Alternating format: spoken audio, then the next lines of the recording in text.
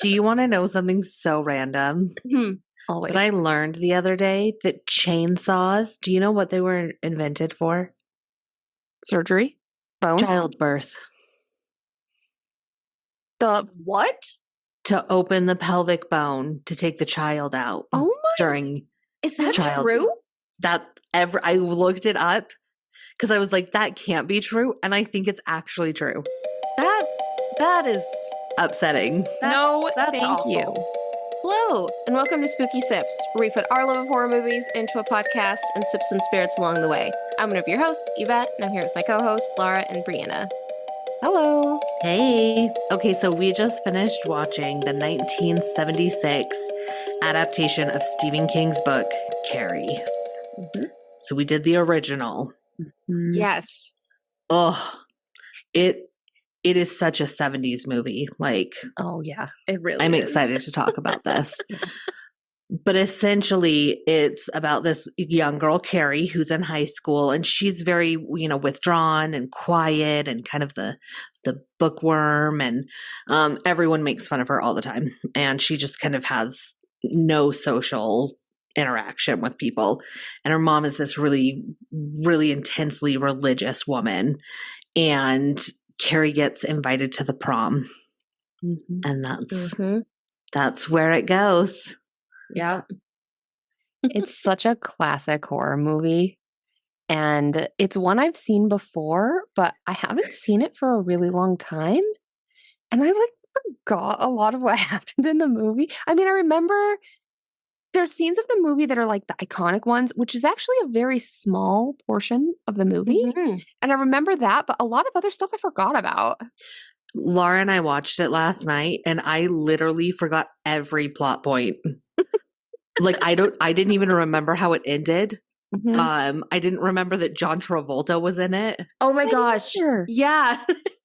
I just was like, did I just blank out this whole movie? Yeah. Wild. Yeah. I've never seen it before.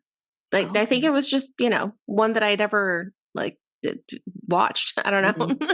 Now there's been remakes. Have you seen any of the other versions? No, I also have not seen any of the remakes, there have been too many. Yeah, I know that the one in 2012, 2013, I think it was, it's with that Chloe actress. Yeah. I want to see it. I watched the trailer for it, and I actually want to now see it. I haven't yet. So I think I'm going to watch it and kind of compare. Yeah, that'd be cool. Do you know if they remade it, or is it a sequel or prequel or anything? I think it's a slightly different take. It's a remake, but with a twist on it, is what I've heard. That makes sense. So honestly, I'm so in the mood for spooky season now. I know we're late July, but I'm mentally there. I might watch it after we're done recording because why not? Okay, honestly, I don't think we're the only ones. I feel like all of the stores have pulled out their Halloween fall stuff already. Well, Laura and I also went to Bath and Body Works yesterday for their Halloween line that they came out with. Yeah. It's so cute. They have such good stuff. It's like candles and soap and stuff, but they also have decorations. Yeah. Some of their little decorations are really cool. They're so cute. I got the cutest little large candle holder with a glow-in-the-dark skeleton. Bath and Body Works is not sponsoring us, but if you would like to, we will talk about it. We're open to that conversation. Definitely. So, because if you're listening, yeah. No, it's what is it? Summerween? Is that what everyone's calling it? Yeah. Yes, right? Summerween. Because I think we just passed 100 days till Halloween. Yeah. Oh my gosh. Because on our Instagram, it's very. The algorithm is spooky on that entire account. And so, we just hit 100 days till Halloween. Oh my gosh. Yes. I cannot wait. Cannot wait. I'm excited. Okay. So this movie is a quintessential 70s movie, and the opening is strong. Yeah. It's just. It's my worst nightmare. It's high school gym class. Yeah. My absolute worst nightmare. Mm-hmm. So first it's high school gym class, and then it cuts to what I called Bush City. Oh my locker room. gosh. The hair is big, the bush is big, everything's out. And they're hiding fluffy. nothing. No, nothing. Nothing. Just And I turned to Laura and I was like, isn't it kind of weird that like these are supposed to be teenagers? yeah. Like, I don't know if the actors actually were. Some of the actors looked 45 years old. No, the one actress who played Helen was legit 44 years old. No, none of them were even in their teens. They were in their late 20s. I was like, oh, yeah. But yeah, so it's just a locker room scene. And then we go to the shower because, it's one of those circular showers. Which my God, that sounds awful. On a side note, right? I did not know this, but I just learned something new about my husband. Mm-hmm. So he did, what do you call it? Drum corps, where you're like a marching band. Oh, yeah. Mm-hmm. Okay. So apparently they would often like shower and like change back into their clothes at the school gyms because that's where they were like performing. Mm-hmm. And apparently it's called I'll meet you at the pole. And the shower pole, like that's guys would say that to each other. They'd be like, all right, man, meet you at the pole. It sounds naughty. Yeah. I was like, that is so dirty. Like, meet you at the pole. And it's a very intimate scene with Carrie. Yeah. Like the way the way that she is showering. It's sensual. It's so sensual. It's just, I mean, she clearly has a woman's body. She's developed. She's thin. She looks young. Like she looks, like she could be in high school, but she clearly is, older high school. Mm-hmm. Yeah. But the way she's showering, it's almost like she's like not allowed to like touch herself at home or something. So she's like getting real into it. Like it feels good. She's having a good time. And it's so intimate. We go from this like crowded locker room to just because again, we know that she's more of an outcast. So it's like everyone else has finished showering and it's just her in the shower. Mm-hmm. And you could tell it's like hot because all the steam is just around. So you go from this like super crowded space to just like such an intimate scene where it's like, oh, I feel like I shouldn't be watching this. Yes. And then as she's watching and, having a good time, things start to go south. She starts to go south. And then when she pulls her hand up, she notices it's just covered in blood. Yeah. And she just looks so old enough to know what a period is by now or to have had one. Yeah. Honestly, wild. We later come to find out she is a senior in high school. Yeah. And they even say her late development. The principal and the gym teacher are like, it's strange that she didn't know. Like it's very odd that she didn't know or that she hadn't had hers yet. Right. But she starts panicking and she just, her hands are now covered in blood and she's running out to the girls in the locker room, like screaming for help. And she grabs a couple of them and they're like getting her blood all over them. Yeah. And so they all just kind of, mob mentality turn on her and start like throwing pads and tampons at her and they're yelling and screaming and laughing. And they're chanting, plug it up, plug it up. It's so awful. It's especially, the way that this scene progresses, is just makes you so uncomfortable. Mm-hmm. Yeah. And then the gym teacher comes in and, she kind of tries to calm Carrie down and stop the girls all at the same time. Mm-hmm. And I think before she intervenes, there is when Carrie's getting really upset. We don't know why it happens or how it happened, but a light does bust out. Mm-hmm. Yes. Mm-hmm. Yeah. And the teacher has to slap her to like. Oh, there's so much slapping in this movie. So much physical assault in this film. It's wild working in a school and a high school. Can you imagine slapping a child now? No, instant fire. Straight to jail. You're instantly fired, and straight to jail. Like, and rightly so. Oh my God. No, the way the gym teacher like treats the students is wild. It's there's no boundaries there. Extreme. No. No, there is just so much, just physical assault by all people toward all people. It's a free for all. Yeah. Yeah. But yeah, so then it changes, and now the gym teacher is at the principal's office kind of giving him the down low.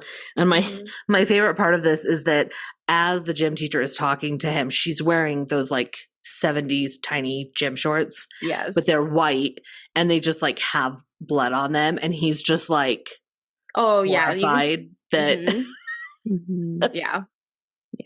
But yeah, he's an asshole, like, because he keeps calling Carrie Cassie. Yes. He gets corrected on at least, I counted 4 times, where it's not even just that they kind of like let it slide. Either the gym teacher or Carrie says it's Carrie, and he still just refuses to hear it and just keeps calling her Cassie. Yeah. And it's like, I was frustrated. Like, watching it, I was like, it's scary. It's scary. Like, just have a little bit of freaking compassion for what she's going through. It's awful. Yeah. But yeah, they send her home. And she gets mad again when he calls her Cassie, and she she has this moment of telekinesis. We learn, the label for that later, but she, I think, knocks is it an ashtray? An ashtray? Yeah, because they're all smoking, like, in the school. Schools were different back then. Like, what a time to be alive, you know? Can honestly slap students, smoke in school. It's just a free for all out there. My God. So Carrie goes home, and this is where we meet her mom, Mrs. White, who had the sweetest cape. Yeah, no, like when you first see her, kind of loved the vibe. I was like, it's giving witchy. Yes. Like, maybe she's going to be a really cool mom. And we should note, in this scene, there was one girl that was making fun of her with everyone else. But you could tell that then she started to be like, ooh, we're going too far. Like, she started to like back off, and her name was Sue. Yes. Sue. I could never. Oh, I should remember this, because I literally wrote down in my notes curly hair or curly. Yeah. That's what I referred to her as. Curly Sue. Yeah. Yeah. Duh. She had the most perfectly and tight curled hair. The hair. In the this movie. Honestly, all of them had the guys, awesome hair. The girls. Oh my gosh. Yeah. The guy who took Carrie to prom. Tommy. Yes. Tommy had wild hair. Amazing. Incredible. So yeah, the mom goes to Sue's house to give some religious literature and blessings. And you can tell that the mom, Sue's mom, has like had to deal with this before. So she's like, yeah, come in. And she kind of is like, okay, I'll take a book and give a small donation. Like, she kind of entertains her for a minute. Yeah. Like, get her out of here. So that's how we meet the mom, Carrie's mom. Yeah. But then Carrie's mom comes home and basically just beats the heck out of Carrie, calls her a sinner. With a book. Like, she's like smacking her. Because she got her period. Like, she got punished for a normal human function. That she also has. That the mom also has. The mom has a daughter. She clearly not only has had a period, but has also gotten down with the boy. But Carrie is very upset that, like, she didn't tell her. She just keeps saying, like, why didn't you tell me? Why didn't you tell me? Because, like, I can't imagine if you didn't know, that would be terrifying. Well, and she said in this, like, she has just this kind of like, it almost sounds a little Southern accent, but I think it was just more that she had kind of just a meek way of speaking. And she was like, I thought I was dying, mama. Yeah. Because she wants her mom's affection. Like, she's seeking comfort in that moment. Yeah. And her mom is just beating the shit out of her and yelling Bible verses at her. And saying that, like, it's because you sinned that this is why you got this. You're only bleeding because you are a bad person. So she takes her to the closet. Her closet. Yeah. And you guys, it's wild in here. Like, it's just this little cupboard of a closet. and there's just like a candle and this horrifying Jesus on the cross. Yeah. Which, like, I had a real moment of doubt as someone that grew up in a religious house. I was like, wait, he wasn't shot with arrows. Yeah. Like, what? Yeah, and like his Like, he has eyes arrows per. were he didn't really have, like, weird. Yeah, his eyes were all glowy, and he didn't have like the nails and the palms and the No, feet. like it was He had, just like, shot arrows there. in him. Yeah. So it's a weird Jesus, and you know, she No, it locks is. Carrie in there to pray. Mhm. Oh, and we should also say that this was when we learned Carrie's nickname. Carrie as a nickname is short for Carrieta. Carrieta. I'd You never guys- heard that name before. That's what we'll be naming this episode. Carrieta. Oh, it's so good. I mean, I'm not gonna have kids, but if I did, I would name my daughter Carrieta. You'd consider Carrieta. I mean, it's kind of cute. Like, Maybe my next pet will be Carrieta.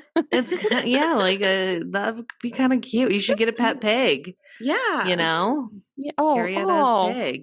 too Well, no, you don't have to soon. kill your Oh. pig. Oh. I also completely forgot about that. So we're jumping ahead. We digress. Okay, wait. I don't think it's supposed to be like Jesus on the cross. I think it's Oh. supposed to represent Saint Sebastian. Oh, That would make more sense. So, I was So- like, who is this guy? But like it kind of looked like Jesus. well, I on mean, the right, you cross. see someone pinned up. I don't know. I think Jesus. Yeah. No, I totally assumed the same thing. And I think a lot of other people also assumed this, but I think it's supposed to represent Saint Sebastian. Hmm. Because it says that, you know, recommend the figure with the shot that was shot with arrows represents Oh. Saint Sebastian. Do we know Okay. what Saint Sebastian is the patron saint of? Let's find out. He's the patron saint of archers and athletes, of those who desire a saintly death. Well, that's Ironic a weird that he was choice. killed by. Yeah, he was. Yeah. Yeah, he was tied to a post or tree and shot with arrows. Though this did not kill him. Oh my gosh. Wikipedia, tell me more. Well, it's interesting because I mean, a lot of the bullying that is going to come to be in this movie happens in PE, like Mhm. Right. class. In gym. And the PE teacher is the one that is very involved with Carrie. So, you know, that kind of corresponds with athletics, I suppose. Yeah. Hmm. Oh, he was clubbed to death Oh God. after the arrows didn't kill him. Clubbed to death, like that's foreshadowing. Mm. Happens from the pig farm. So anyway, Yeah, he's the patron saint of athletes. Wow. Well, welcome to our religious podcast. Are very informed. Mhm. Mhm. we do a lot of research before we talk, so Mhm. the long pauses were just moments of thought. Yes. You Yes. know, not us Recovering Googling memory Yeah. of study. Okay, so back to the movie. We then jump to it's back at school, and the PE teacher, whose shorts are as small as her punishment is strong. Oh, I love this. Mhm. She is just like she lines up all the girls who had tortured Carrie. Mhm. She is just having none of it. She is strict. She is strong. It kind of reminded me like a way harsher version of the scene in Mean Girls, where all the Yes. girls are in the gym and the teacher's like, "That's not what you do. You need to be nicer to her." And blah, blah, blah. Totally. Yes. Yes. But she's a real hard ass about it. Yeah. And She's mad. She's big she's mad. She's so mad. And she really is just saying that, you know, what I wanted to do is suspend you for 3 days and take away your access to prom. Like, you don't get to go to Mhm. prom. To which all the girls, including the 44-year-old woman who they were trying to pretend was in high school, Mm-hmm. They were all older. they all were, but especially the one. And funny Grown enough, adults. the actress that played the gym teacher was only like 2 years older than the actress that played Carrie. I genuinely believe that because, like, yeah, only slightly older. So I think this is the moment I have to bring up because I don't think I've Oh talked about it on the God, here we podcast go. before. I know what it's Uh-huh. gonna be, guys. So But buckle in, sippers. we should explain the actress who plays Carrie is the wonderful and talented Sissy Spacek. Mm-hmm. So I have a story about that. At one point, I forget why this came up, but I was talking to my husband Jaden about Sissy Spacek or something. Yeah. Because actually, when I was younger, people said I looked like Sissy Spacek. I can see that. Kind of, Oh. like I'm kind of pale with like Right. that same color hair. Yeah. But so somehow the topic of Sissy Spacek comes up, and Jane was like, "Oh yeah, like I like that guy. He's a good actor." And I was like, That "What?" guy. I was like, "Who do you think Sissy Spacek is?" And he was like, "Oh well, he's that guy. Like he's like the guy from the Allstate commercials with the really deep voice." What? So if you're not sure who I'm talking about, his name is Dennis Haysbert. Really close. Look him really up. close. Yeah, Google what he looks like right now. I lost my shit laughing so hard. I was like, why do you think that is Sissy Spacek? Like, in what world does that make any sort of Like, where did that come from? That's so Why? funny. So here's where we think it came from. So Dennis Haysbert played in some movie. He played a character who I think maybe the first or last name of the character he played was like Sissy or Spacek or something. It was something like Oh. that. So like that's where the wires got crossed. But every time I hear the name or see something with Sissy Spacek in it, and I was like, yeah, I love that guy. I love that guy. You know, in all those Allstate commercials. I It's am just- gonna. If you could picture opposites of every physical aspect just of not Sissy even Spacek, close. that is who Dennis Haysbert is. It's amazing. Oh gosh. We're talking Anyway. Oh, So the girls are in trouble, and Oh yeah. the principal or whoever did not agree with her punishment, and instead they're getting detention. But it's her detention. and if they don't do it, they'll lose prom tickets. Mm-hmm. And there's one girl. I can't. Cora, Carrie, Chris. Chris. Thank you. I just went through all the C Yeah. syllables I knew. She is super like not okay with this, Mm-hmm. you know? And so like she throws a fit after a day of doing detention with her and is like, you'll see about this. Like she's like, I don't care. I'm going to prom. Like she's very like And that's after whatever. she has like the face off with the PE teacher, and the PE teacher slaps her Oh yeah, there's Yeah. more slapping there. in front Mhm. of everyone, like just Yeah. full on, just slap. And it's a serious slap. Yeah. Like it's not Oh. light. Yeah. It's an open palm straight across the face. Because this is after we get a preview of what this gym session, like she has them working. Yes. Like we get like the montage of like jumping jacks and like sit-ups, and they're doing like push-ups, and like she's like, no, I've had enough. Mhm. Mm-hmm. Yep. And then yeah, I don't know. Then there's we just get a few more moments where we get to like know the characters better. We see one where Carrie is in class and this guy, what was his name? Tommy. Tommy. Mhm. He had this poem the teacher was reading out loud and Carrie called it beautiful. And we're just getting these snapshots of kind of like who everyone is. Mhm. And then we discover that Sue is dating Tommy, but she asked Tommy to take Carrie to the prom Mm-hmm. because I think she has a lot of remorse and was like, wow, we went too far and I want to make amends. So she Yeah. wants her boyfriend to take. Yeah. So she seems really remorseful, and Tommy seems like a genuinely good guy. Mhm. Yeah. Like you can tell he's not super romantically into Carrie, but he thinks that he can give her show her a good night, Mhm. and that like he's doing it for his girlfriend. Mm-hmm. So he seems like a genuinely decent guy. Yeah. And we also see Carrie in the library reading books on telekinesis. We finally see that Mhm. term. And so we can tell that she's like, wait a second, I've got There's something something. here. I also Mhm. just love that scene because she's doing the research from card catalogs. And I did use card catalogs back Kids early these in days my... don't even know what that is, Laura. I know. Do you want to explain?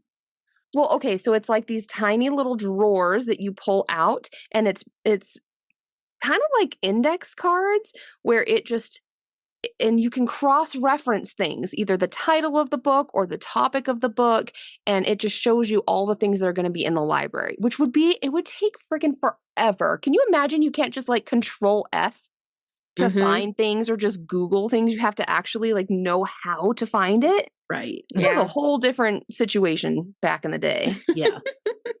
But, as an aside note, it really made me want to watch Ghostbusters. ooh, Oh my gosh. So we probably need to do that movie at some point. Yeah, for sure. Yeah. But yeah, so Tommy asks, and the first time she's like, oh, no way. Like she runs away because she's probably like, and she tells the gym teacher like, well, they're just trying to mess with me again. Yeah. Like she doesn't trust, because the gym teacher like interrogates Sue and Tommy, being like, what are you doing? Yeah. But then he finally gets Carrie to agree, and she's going to go. But then And while all this is happening, we get the other plan that a very angry Chris and her boyfriend John Travolta are setting up. And so how we get introduced to John Travolta is he's driving Chris down the street like on a date. Yeah. And this happens multiple times in this movie. Why does this man not know how to drink? Every time he tries to take a sip of beer, it's all over his face. No, you guys, it's rough. And it wasn't just this scene. There are other times in the movie where Every time. he just drools. It's so weird. It is weird. And they are like the definition of toxic relationship, because they just talk so mean to each other. Like she keeps calling him a dumb shit, and he hits her, and like, he keeps slapping her. God, yeah, the way they interact with each other is crazy. So it's so bad. Well, I saw a thing that the actress that plays Chris, like, she legitimately was like, there's no way that they're going to take these characters seriously. Like, she thought they were way over the top. And I mean, I think it actually worked for the movie. Think it did. But I can see during recording being like, there's no way people are going to believe like these are real characters. I would have had such a hard time keeping a straight face, because like it was just so absurd. Well, because okay, so after he chugs the PBR and they slap each other, and then they park, and then she just does these back and forths where she's like, oh, I love you. And like, you can tell he's checking out, her body. And then she'll like want to kiss him. And then she'll just like be like, stop it. You're a piece of shit. And like, she just, it's so back It's very and forth. manic. It's very, very manic. And this is when I just wrote down, like, this movie just has so much physical and emotional abuse going on. It's just wild. But then then we realize why she's going back and forth. And she ends up going down on Billy. Or no, wait, why did I say Billy? John Travolta. No, his name's Billy. Is it Billy? I was gonna say, I feel like it could have been Billy. Yeah, it's Billy. Oh my gosh. You got it. Me pulling it out. So yeah, we realize that she's trying to manipulate him. So she's like in the middle of like, giving him a little down treat. on him. And while she's doing it, first of all, she's just nonstop calling his name, which if in this act your mouth is being used for something else. Yeah, her mouth should have been full down there. She was talking a lot. Yeah. Maybe a little. But then also, she's just like, all of a sudden, she's like, I hate Carrie White. Yeah, that's. And then she cut. Stop, baby. Yeah, because like she made it clear she wanted something from him. Yeah. But instead of us hearing what that was, she just says that I hate Carrie. Like, Yeah. Oh, gosh, talking about that got me all hot. I'm sweating. Oh my oh, no, I think it just got warm. Billy. Johnny T.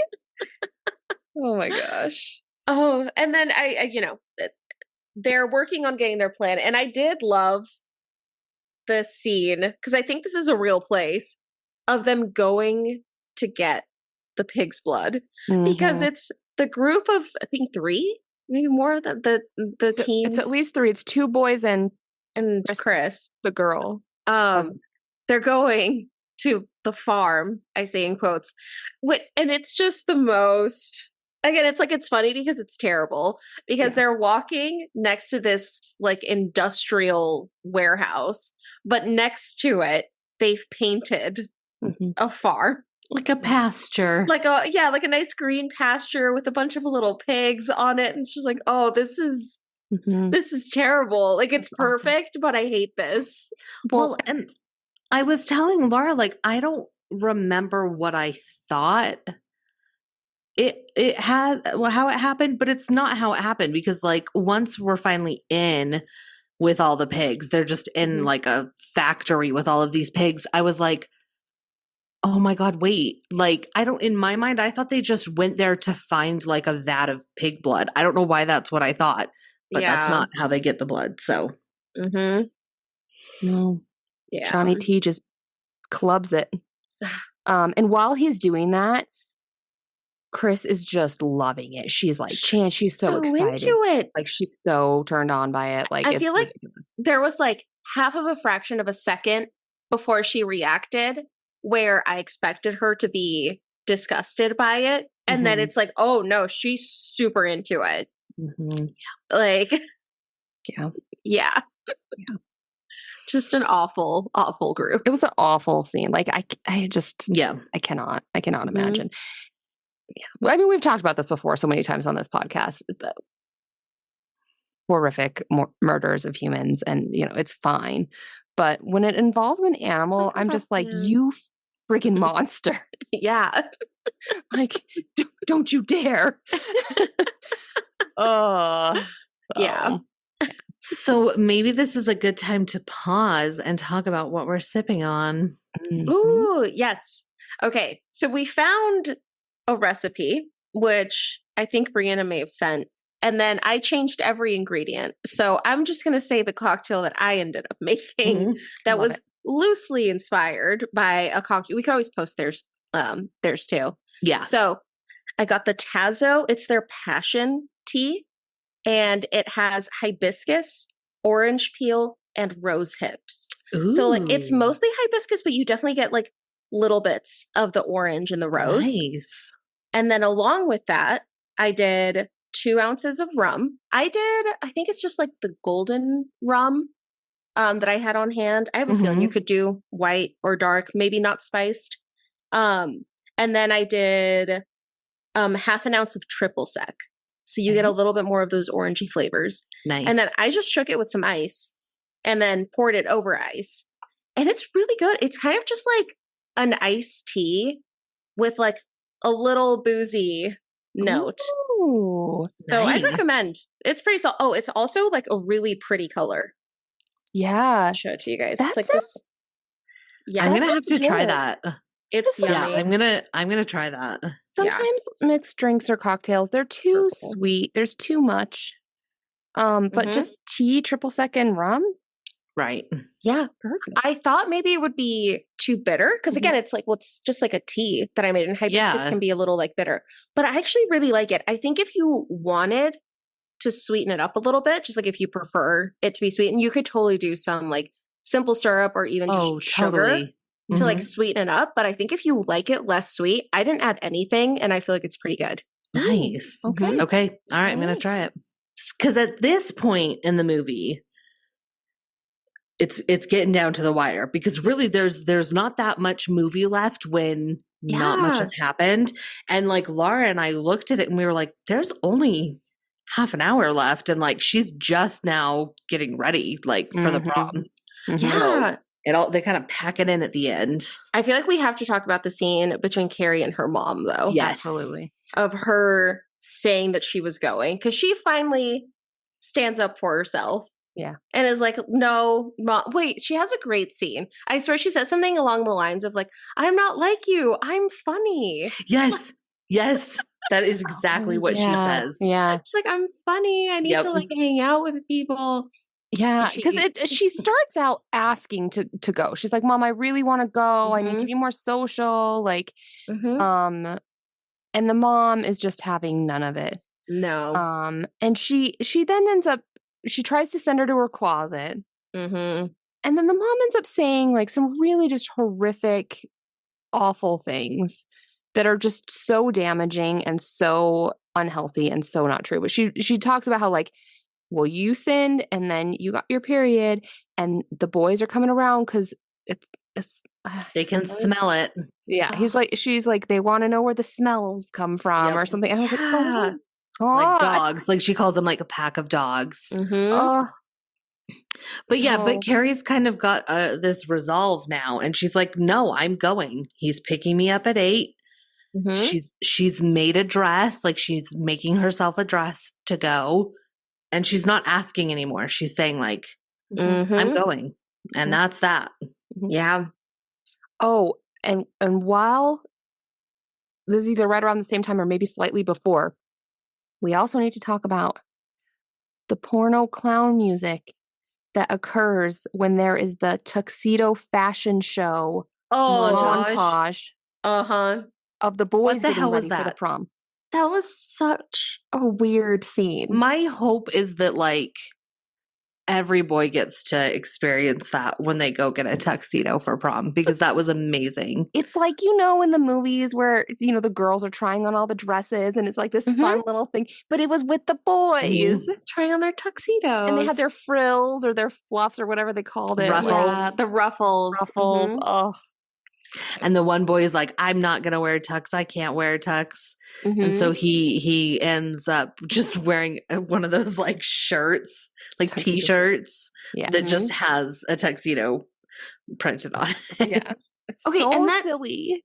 But then so I rented the DVD like I try to do for the movies that we eat. And there was a point earlier where it had kind of like a big jump where I thought maybe it was just my DVD was like a little old. It's a popular movie. I figure a lot of people rent it. During the scene, they have that weird section where they like speed up their conversation. No, that was I thought that was my real. DVD glitched. I was like, oh, that's too bad. That was like a real. Why would they do that? Like they're talking in 3 times speed. Yeah. It was very strange. And there was like a little, in the bonus features, there was like a interview kind of with the editor. And he was talking about how like, they wanted to leave all of this in, but they needed it to be shorter. And so the solution they came up with was to speed it up. And it's like, no. Wait. How much time did that really save? Correct. That was so jarring during the movie. Like I was like, wait, what? Like you can't pick up what they're saying. It makes no sense. It's like totally not really funny. Yeah. No. That's amazing. I never would have thought to do that. Like, no. And there's no way that it saved more than 15 seconds. No. Like there's no way. Like whatever they said, you could have just cut that out. Right. Yeah. That's funny. I never would have thought that's why. I thought it was some sort of artsy thing. Like because like I will say like I think this movie was really cool at the time for like its camera work. Yeah. Because and we can talk about that later, but like the camera work is part of what makes so many of these scenes so intense. So like maybe they were just trying to be like innovative and I don't know. That part was a fail. That part, yeah, they may have that part was weird. Yeah. So cut to the night of. Carrie's getting ready. She's made herself this very nice light pink dress. It's so pretty. Silk gown. That is a timeless dress. It's beautiful. It's a little revealing. It is. A little bit. Even by just a person who is not like ultra religious, obsessed with modesty. It's a beautiful dress. There's nothing wrong with it. But the mom, again, she criticizes Carrie because she says that you can see her, and this is what she refers to Carrie's breasts as, her dirty pillows. Yeah. And Carrie even responds, she goes, they're breasts, mama. Every woman has I love that. Like she was just very calm. But dirty pillows, Like, that makes them seem dirty when they're not. Like, it's No. oh, I hated That's it. what I will be referring to mine as, though, exclusively from here on out. So Aaron will be in for a surprise. Dirty Bill. I hate it. Oh gosh. Oh my gosh. But earlier in the movie, there was a moment between the gym teacher and Carrie where, like, Carrie is thinking they're just doing it to make fun of her, and the gym teacher kind of reassures her, and she, like, tells her that she could put mascara on and curl her hair and wear a little lipstick. So Carrie had gone to a store and, like, gotten a couple of products. So, like, she's getting ready. She looks very pretty because she usually wears her hair, like, over her face and she hunches down, but she's got her hair back and she's standing a little taller. This was definitely one of those, like, the movie is telling you that this attractive person is really ugly. Yes. And then they, like, kind of do their hair. Take off their glasses. He's beautiful. Right. No, it is. It's like an Anne Hathaway Princess Diary moment. Like, Absolutely. 100%. Yep. And yeah, her mom is kind of panicking. Like, you can see the mom's panic of being like, oh my God, she's actually going. Like, and she's like, they're all gonna laugh at you. Mhm. Oh. Yeah. And she tries really hard. And so at one point she's like grabbing Carrie and saying, like, go to your closet. And Carrie uses her mind power and kind of throws the mom down on the bed. And she's like, stay there, mama. And Tommy comes and picks her up. Yeah. They go off to the prom. And it's cute. It's so cute. It's so cute. Like, everyone that sees Carrie is being really sweet. There's a couple of girls that, like, talk to her and say, come sit with us. Like, Tommy talks her into dancing. Like, they have a very lovely little night. Yeah. He's, like, respecting her boundaries. You know, she's like, oh, like, can we just sit for a second? Like, respecting her boundaries, having such a good time. Very patient, but encouraging. No, But then it's so cute. But then once he gets her to dance, like, and it's not like he's forcing her, but he just gives her time. And then finally she says, okay, fine, we'll do it. The dance scene. Yeah. I had to stop watching. We are so fucking middle-aged because Laura and I were, like, getting vertigo. We had to, like, freaking Dramamine to get through that scene. We had to look down. Like, we couldn't watch it. I mean, it seems like it was a solid 7 minutes of them just spinning Really nonstop. Long. No, it was long. When the way that they filmed is they literally put them on a spinning platform and then walked around them with the camera. Okay, and that's exactly what it looks like. Yeah, yeah. Oh my gosh, that reminds me of the New Year's Eve party we went to. Was that just last year or the year before? At Club 90. At Club 90. That was ringing in 2024. Yeah, that was this year, right? That was this year. Oh my gosh. And they put us on the pedestal with, like, the selfie stick, and they, like, I forgot about that video. Wait, did we ever, like, get that picture? Oh yeah, I have it. Oh, okay. Oh, no. Yeah, I have it. I can send it if you want to post it. I mean, compare that with Carrie. Yeah. We might have to. I'll find an editing trick to get it to spin. Yeah. Oh no, it spins. It spins, yeah. The video It's like a video. It's not a picture. No, it's not a picture. It's a video of us. Why would we're like, you can tell because they told us all to dance, but you could tell, like, we, like, felt so awkward, so we're all like, hey, because we hadn't had much to drink. No, we should have gone when we had drank more. No one else was doing this. No, and it's why would anyone want that?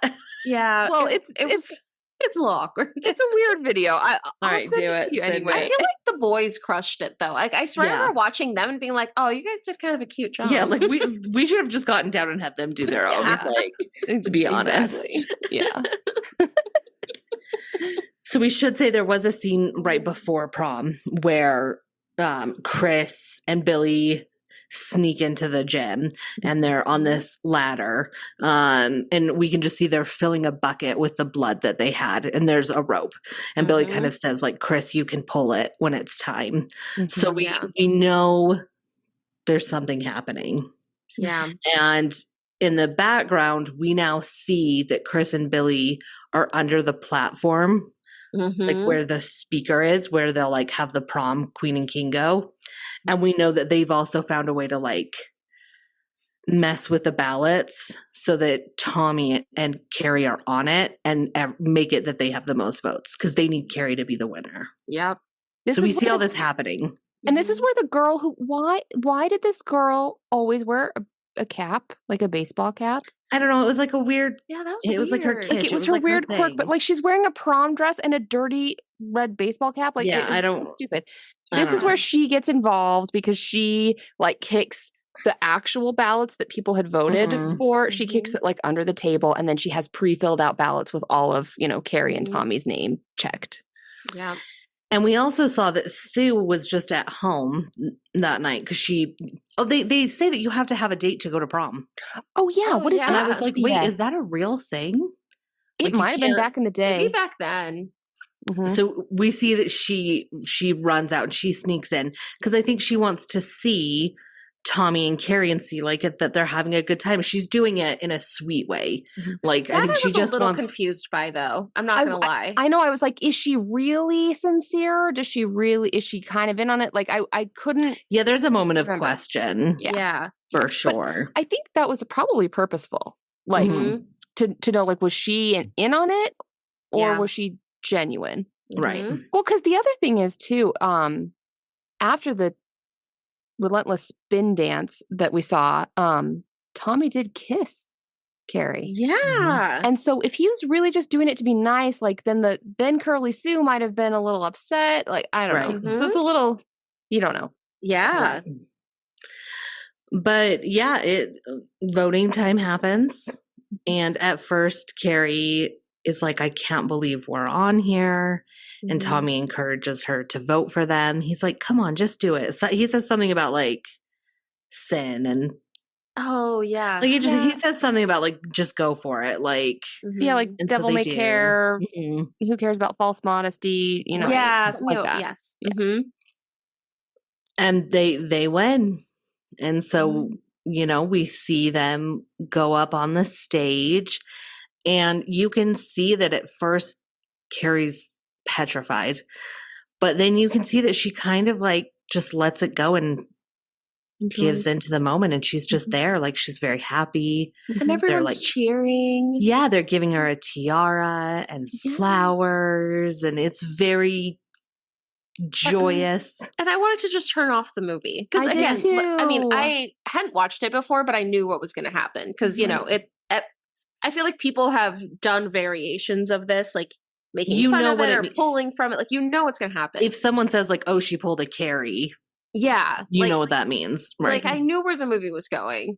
And Mhm. but like, as this was happening, I was like, oh, can I just turn the movie off? I know. Like, this is such a nice moment. Like, it was just so sweet. And she has Tommy by her side. I was like, maybe it won't happen. It's one of those where like you're hoping, it's going to happen, but like you're hoping somehow the ending's going to change. Right. No, totally. I felt the same because it was so sweet. But you also do know, I mean, because you've seen the setup, you see the Mhm. people, conniving, but they also are showing among the sweet scene, they show the mom like chopping up these carrots like a mad woman.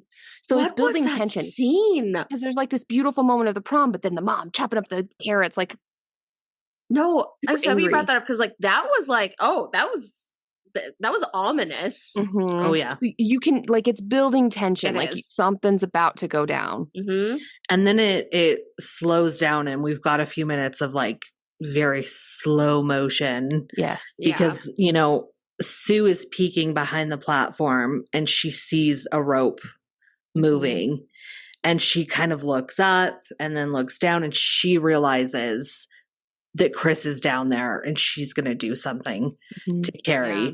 So she's slowly trying to move towards the platform, but then the gym teacher sees her and I think the gym teacher is like, she's She's going to do something. freak out. She's going to ruin it for Carrie. So she like tackles Yeah, Sue she like throws her out and of throws the gym. her out of the gym and locks her out. Yeah.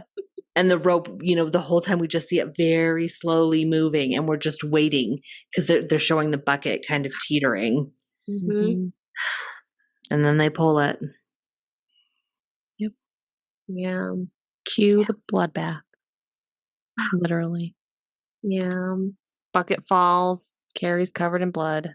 And it's Carrie and Tommy. So it's like Yes. clearly, at this point, it's like very clear that Sue and Tommy were not in on A this. part of this. Well, and like Carrie gets mostly covered in blood, Right. but then the bucket falls Knocks on Tommy Tommy, knocks him out. Mhm. So like he's passed out, maybe dead. We don't know. Mm-hmm. And it happens very quickly because at first when it happens, we're watching the audience and it's really quiet. They all just kind of stop and stare. But then they show us Carrie again and there's kind of this back and forth where the audience turns into like manic laughter. Yeah. And we know that's not what's happening. Some people are laughing, like some of the mean girls. Especially the girl with the red hat. Like Yes. she immediately. She genuinely is. But then Carrie sees the gym teacher laughing and the other people, and they're not. This is now Carrie's just like mind Yeah. And she's changing it. She's hearing the echoes of the things people have said mean to her in the past. Like the principal calling her Cassie and her mom saying they're all going to laugh at you. Like she's hearing those echoes while she's looking out at everyone in the audience. Mhm. Yeah. Oh, okay. Wait. So you interpreted that as they weren't actually laughing? That was her like. Yeah, because I don't think there's any way the gym teacher would have been laughing. Oh, see, at I her. interpreted that as like everyone did laugh, and that was just their way of like her like focusing on different people, like seeing like, oh my god, even the gym teacher is laughing at me, and now this person's laughing at me. So I thought it was like they were actually laughing, and they were just like focusing in on it. So that's interesting. I wonder which way. See, I also interpreted it as like Tommy, gym teacher, Curly Sue, and some people in the audience were innocent victims in this. Oh, like, interesting. Yeah. Okay, sippers, let us know. Yeah. Like what was your hot take? Which way did you go? And different versions of Carrie, different years interpretations been done. It might do it different, but the 1976 one. Yes. When I was looking at, I think the 2013 one did something slightly different. Okay. That's all I'll say. Okay.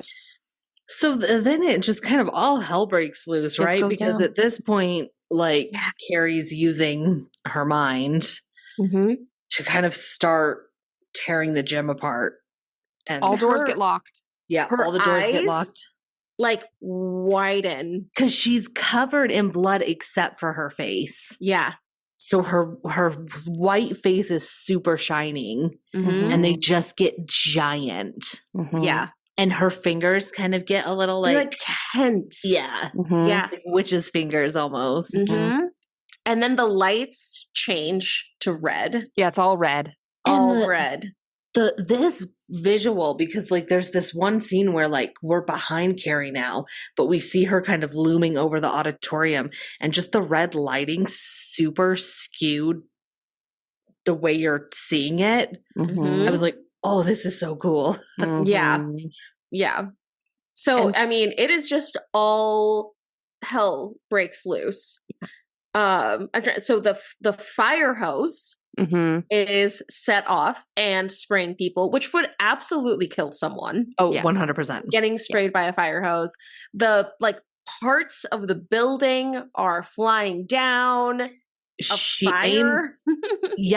aims one at the gym teacher and it like severs her midway. Like, because there's all this destruction, people, and there's all this water, people are just getting electrocuted left and right. Yes. And people have come up on stage to check on Tommy because I think because Laura and I at this point were like, is he unconscious? Yeah, is he dead? And we don't know that at this point. Like, but she's just standing there, just staring out, and then the fire starts. Curtain goes on fire. Oh, it's such an amazing scene. So good. And then at this point, Chris and Billy have run from the gym. They got out before she locked it. Yeah. And so now Carrie is outside of the gym walking down a road and Chris is driving a car and she is going to run over Carrie. Like that's what she's trying to do. But at the last second, Carrie turns around and the car just like flips. And I don't and remember like explodes. It like explodes, right? Like, yeah. Oh, and the scene where she walks out of the gym is so good because everything's just on fire. She's locked all the doors, but she opens the doors for herself to like slowly walk out and then just closes, like slams it shut behind her. Mm-hmm. It's amazing. So good. And then she goes home. Mm-hmm. Yeah. And the house is full of all these candles. I mean, just like the mom has been holding a inch, vigil. Mm-hmm. Every surface is covered.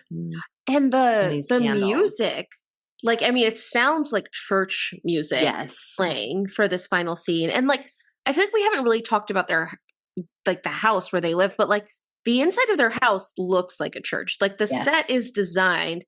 It has all these like arches on the inside. So like, plus all the candles and all like the religious artwork, like all this artwork, like the Last Supper. And there's the Last Supper tapestry behind their, like in their dining room. Like, And Carrie's room is in a way that you go up to the attic. And there's kind of a landing, and then her room is to the side, and then there's a bathroom. And so she walks up, and she had been calling for her mom, but she's not hearing her. And I noticed the mom and behind the door. Yes. And she's so just creepy, standing there in like a nightgown. Yeah. And then Carrie goes into the bathroom and takes a bath, which was disgusting because why would you take a bath? Why would you take a bath? She's like rinsing her face with blood. Seems very counterproductive. I have a story about this. Oh, Lord. So we'll digress for a minute. And I was going to say you can cut it out if it's bad, but I know if I ever say you can cut it out, you won't. I never will. So when we were younger, we were moving from Utah to New York. But I think because of just logistics, Brianna, you were young enough where you couldn't be on your own. So you, mom and dad drove across country with like a moving van. But I think maybe our older sister and I couldn't fit. So we stayed behind with grandma and grandpa. This is important because it's important to know that Nicole and I were young kids, but also our family was already gone. And we were just waiting a few days in Utah before we moved to New York, before we flew to New York. So nervous for where this is going. I have no idea. Yeah. You don't know where this is going? No. You've heard this story before. Okay. So our grandma and grandpa, they walked everywhere. So we were walking to a fast food restaurant for, I think, breakfast this morning. And so Nicole and I, our older sister and I we were like chasing each other or playing tag or something. We were like running to the restaurant, and I tripped on the curb up into the restaurant and hit the top of my head into the brick wall of the restaurant. Oh, hard. Like super hard. And there's, head wounds bleed so much. So there's just blood everywhere. So I have this memory. Like we go into the restaurant, and they were just using the white restaurant cleaning towels to like go on top of my head to like stop the bleeding. But here's the kicker. My grandpa was hungry. So we stayed there and ate breakfast as I have this gushing head wound. Traumatic brain injury. Okay, so then keep in mind, we had then walked I think it was about a mile from the restaurant back to grandma and grandpa's house. And what does my grandma do? Does she take me to the doctor? Does she take me to the hospital? No, she gives me a bath. And this is why this story relates, because this is one of those like core memories. I just remember like getting out of the tub, looking at the bath water, blood freaking red. Yeah. Like it was full. Scary it was moment. So dark, bloody red. That's the part I remember the most. Oh my God. So later then when I then flew with this again like open wound, flew to New York to like meet up with the parents, our mom, who is in the medical field, she looked at the head, she was like, you should have had 4 or 5 stitches. Yeah. Like it, and still to this day, I have nerve damage there. anytime a hairdresser tries to blow dry my head, I get this like spasm in my back because I have this like nerve damage from where the wound was. Oh no. That's really cute, Laura. Oh, That's a real cute story. But anyway, I just like that was the part, like getting out of the tub and looking at the blood red water was so freaky to me. You had some PTSD watching this scene. Sure did. I sure my did. gosh. Yeah. Anyway, well, there's my story. You can cut that. Oh, that's I will never. Absolutely keeping that in. Is your hair like a different color in that section? It's not a different color, but it's I call it my bald spot. It's not a bald spot. It's a big scar. Mm-hmm. Like there's no hair there. It's very smooth. Like, yeah, because it was never medically cared for. So like it's scarred funky. Oh, that makes sense. Yeah. Mm-hmm. So if this happens, don't take a bath. Go to the hospital. Go to the hospital. Go to the hospital. Maybe even before you sit and have your pancakes. And I just remember thinking, because like mom and dad weren't there and we were young. I think it was like 7 or 8. And I was like, I'm going to die without my parents here. Like there was so much blood. I was like, I just wish my parents were here because I know I'm going to die. That's so sad. It was really sad. And here you are today. You survived. Survived. For better or for worse. Oh my God. Your battle wound. Yeah. Mm-hmm. So anyways. Carrie just wants her mom to hold her after the bath. Yeah. So her mom shows herself. And, Carrie's now like in a nightgown and she's just like, hold me, mama. Like she just needs love. And at this point, her mom starts like telling her the story of how like her dad took her biblically, and how she liked it. And she should have killed Carrie when she should have sacrificed Carrie. To absolve her sins. And she didn't. And now Carrie is just this ball of sin, right? Like Carrie is this devil, satanic, evil spirit in her mind. But like finally they like collapse on the floor together and she finally holds her. Yeah. But just for a second. Well, yeah, because she's like, we'll pray. Yeah, we'll pray. As she's holding her. And then out comes the knife. Out. In the back. In the back. Of course it's in the back. Stabs her in the back. And then she falls down the stairs. Right. Yeah. And then the mom is like standing over her with the knife that she just stabbed her with. And she makes the sign of a cross in the air over Carrie, like as she's like on the floor, like freaking out because her mom just stabbed her. Yeah. Wild. Oh. But before. Mental health matters. The 70s was a different time. Yeah, there was no mental health in the 70s. Oh, yeah, it just didn't exist. Right. Before her mom can stab her again, though, Carrie uses her Matilda powers. She sure does. And just like Saint Sebastian, her mom, in the same pose with like the hand up and then the one down, she like uses all these various kitchen utensils. Yeah. One is a spatula. My favorite that impaled the mom was the potato peeler. Yes. Yeah, that was a good one. That was my favorite. It was a good touch.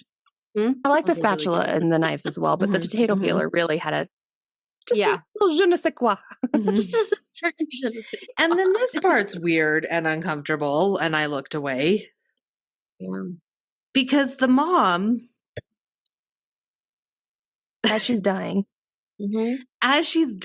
she like orgasms. Yeah. It was very sensual. It was weird. It was a lot. It was unnecessary. I was like, oh my God. It was why? It was really uncomfortable. Yeah. So yeah, the mom goes out with a bang. Yeah. And then the house, they show it from both the inside and the outside, but the house just kind of starts like eating itself, like collapsing on it. Like it's like a sinkhole. Yeah. Yeah, you just see like the roof Mhm. start like slowly caving in, like chunk by chunk. Mm-hmm. And Carrie has And this just amazing scream when she realizes like mom is dead. Yeah. Mhm. Screams and then like pulls her mom's body and herself into the closet. Because she Mhm. just wanted her mom's love. Mhm. Yeah. And like, again, I just completely forgot everything because I was like, I don't remember any of this. Yeah. So it was like watching it for the first time, I feel like. Mhm. Mhm. So yeah, the house collapses and it's gone. Mhm. Yeah. And here's where I will say the movie should have ended. Oh, okay. I think this is where that would have been a great ending. Mhm. They then add on a second ending that I don't feel did the movie justice. I don't know. I didn't like it. Yeah. But I guess it kind of wrapped up the motives behind Curly Sue and whatnot. But like, I don't know. I just didn't feel like it was needed. I didn't feel like it was, I didn't like it. Yeah. So I guess, yeah. So the ending is, I guess, I don't know if they say like what amount of time later, No. right? No, I don't think it's been say. that long, but like, yeah, like they not don't that say. long, some amount of time. Right. We see Sue has survived Mm-hmm. and she's like recovering Mm-hmm. from everything that happened. Yes, all her trauma. And And the so- mom is talking to a friend and she's like, hopefully she'll just forget all of this soon. No. I love No, she says the psychiatrists tell me that she's young enough that she'll forget all about it. which I'm just going to say, I know we're not in our psych segment yet, but I'm going to add a little psych segment right now just to say that is incorrect. yeah, Maybe if she was seniors in high 2 years school. old, that Maybe might she be was old, but true. probably not even if she was only But 2 an years old. actual grown Like an adult. Senior in high school? Absolutely. 17, 18 years old. That's absolutely bad psychology right there.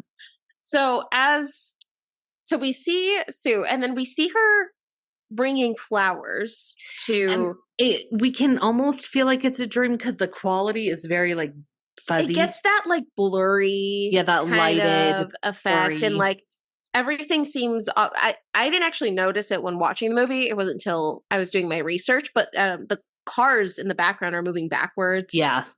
And then she's going up to the rubble that was Carrie's house with like a for sale sign that looks like a cross on it, and it's like, and as she gets closer, it gets like way bigger. Like, you know, when she first gets there, it's like a little sign. Right. And then as she gets closer, it like she looks tiny now. Yeah, she's huge. like tiny. So she's going in to like set the flowers down, and as she sets the flowers down on the rocks, a hand pops up and grabs her. Bloody hand. A bloody hand. Yes. And then she like wakes up screaming as her mom tries to like console her that, you know, everything's going to be okay. She'll forget all about it. Right. And that's it had a very like Nightmare on Elm Street feeling absolutely. to it. Yeah. So, since that kind of was a dream, I could talk about what a hand means in a dream. Yes. I was hoping you would. Because I feel like the rest of the dream, I don't really know how to interpret that, but we'll just talk about why. I think it alluded that it was a dream. It made us know. Oh, Yeah. yeah. And Right. I think it was a dream for sure. Mhm. So, a hand is a very important part of the body. So if this dream involved the hand, it might be a reference to an inability to perform a task. So I think what this is referring to is Harry's inability to just, fit in with the crowd, but also Sue was dreaming about it because it was her inability to show kindness and do the right thing by Carrie. Mm-hmm. So that's why it was Carrie's hand specifically that came out of the grave because Sue, she failed in her task of trying to do the right thing. And not only did she just fail in that, but she like failed miserably and completely had the opposite effect. Mm-hmm. So that's what I think that dream is about. That tracks. Mm-hmm. So before we get into our psych and our facts, there was one scene that I have to say was my favorite scene.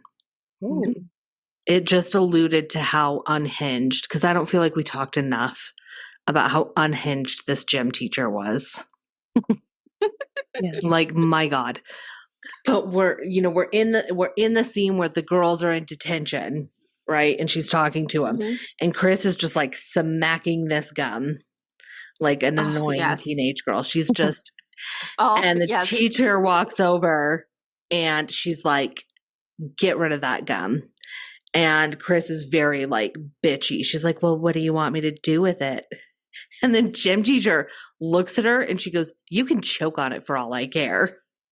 And I was like, oh my gosh. I mean, this gym teacher loved Carrie so much and hated anyone who was not all Carrie. of these girls. Like, it was so unhinged that I was like, this is wild. So I just had to throw in that quote because it was one of my favorite moments of this movie. It was a good moment. No, she was unhinged. Yeah. In like kind of the best way, honestly. Yes. Like, would absolutely get fired. But it was a different time. You could just slap students. Well, because even when she slapped her, Chris was like, you won't get away with this. Like, you're going to get fired. Yeah. So the teacher makes all the other girls pledge that they're not going to corroborate that story. They're not going to say anything. She's like threatening them. Yeah. I was like, oh it's my insane. Gosh. Amazing. I cannot imagine. I cannot imagine. I think she did not deserve to go out that way after all the love she had for Carrie. It's too bad. Yeah. It's too bad. She laughed at her. Or maybe she didn't. I don't know. I think she laughed. I think don't. She didn't. I think she didn't. Let us know, sippers. Mm-hmm. All right. So is it time? I think it's time. Time for some psych. Yeah. All right. Don't forget, she is not a real doctor, but these were not real teenagers. These were adults. They were adults. They were adults. They were grown adults. Oh. All right. So we're just going to go into we're going to be a little different with our psych this time, in that we're going to go a little bit into the motivation of the characters. Okay. Specifically in the form of bullying. Because that's really what we see in this movie. Yeah. So, definition of bullying is it must be repeated, deliberate, or intentional aggression, and it either comes from and or involves this imbalance of power. Bullying is one of those words that's really hard for me working in a school, because like a lot of times people are, quote unquote bullied, but it's like, no, that was like one person said one thing you didn't like. That's not bullying. That bullying is a very specific thing. It's repeated and intentional and involves this power imbalance. So there's different roles for bullying. There's the bully. There's the victim. There's the bystanders. And then there's what is called bully victims. So these are people who have been bullied that then become bullies. Oh, okay. So just in general, and then we'll get into like character motivations, but in general, so consequences of bullying, no matter your role of any of the ones I just said, it's going to impact your mental health. It can lead to increased substance use, smoking. Statistically, if you've been bullied, you have a higher rate of smoking. Yeah. Higher stress overall, sleep problems, lower academic achievement. Interesting. Specifically for the victim, and for sure we see this in Carrie, the victims of bullying will have, can develop anxiety, depression, withdrawal, low self-esteem, aggression later on in life, and also chronic stress as adults.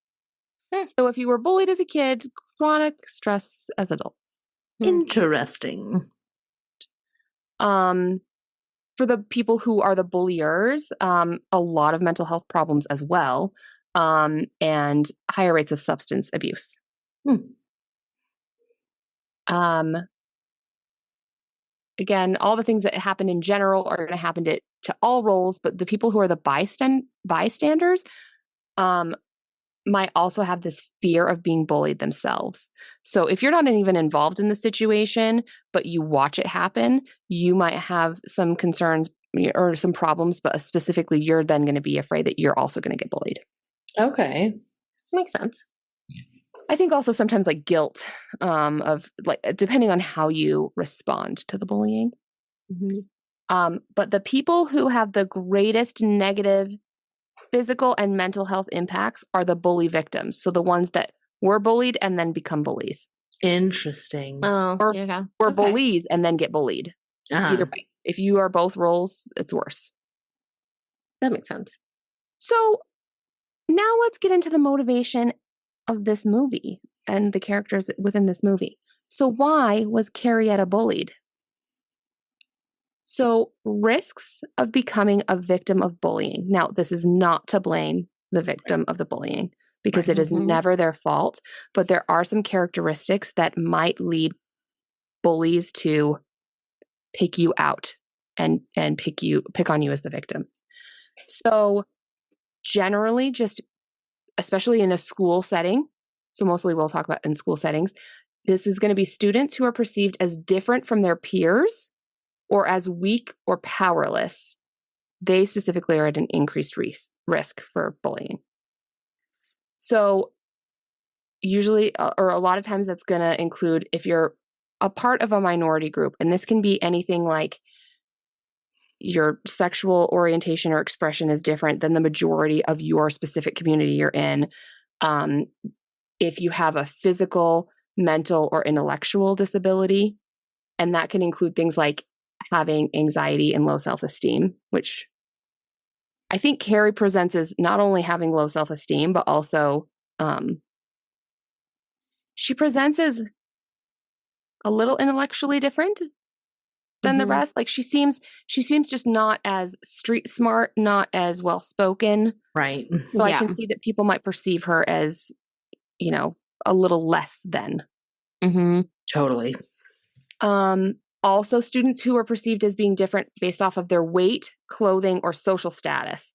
So Carrie's this real, like, thin, little frail girl. She wears these, what do they call it? They even said something when she said she was going to go to prom. They're like, what are you going to wear? A potato sack? Right. Yeah. Something like that. She wears very modest. Very modest, clothing. kind of frumpy. Right. Social status. She's just been so removed from the rest of just social kids that she's perceived as like kind of weird. And again, just any students who are considered weak or unable to defend themselves. And also I think Carrie was primed to just kind of live with this and accept this treatment because of how her mom treated her whole life. Right. Yeah. So she was already kind of bullied by her mom, and then it just continued into school. And she showed amazing strength trying to like fight back against it. But she was pretty classic, like who bullies are going to pick on. Okay. So why did the girls bully her? I feel like I've said the word bully so many times. It sounds really, weird. I mean, It's not bullying. You're gonna Why say did they pick on her? Yeah, there you go. So this is something that I have to deal with like in my job all the time. And so there's always these very, big school-wide things that you can kind of put into place. And that did not exist in this movie. Well, it was the 70s. Right. But in an extreme version, I think, even for the 70s, was the school. So people might become bullies if they have this negative perception of their school climate or like, poor academic achievement. And I feel like these girls were pissed. It's they're seniors. They feel like they're supposed to be top dogs. They're going to the prom, and they kind of are putting the blame on their gym teacher is like trying to ruin their lives for them. So they're not feeling connected to the school. They're not feeling, they're just having a bad view of it. So that's priming them to become bullies. Mm-hmm. The other thing that you can do to prevent bullying is you have very clear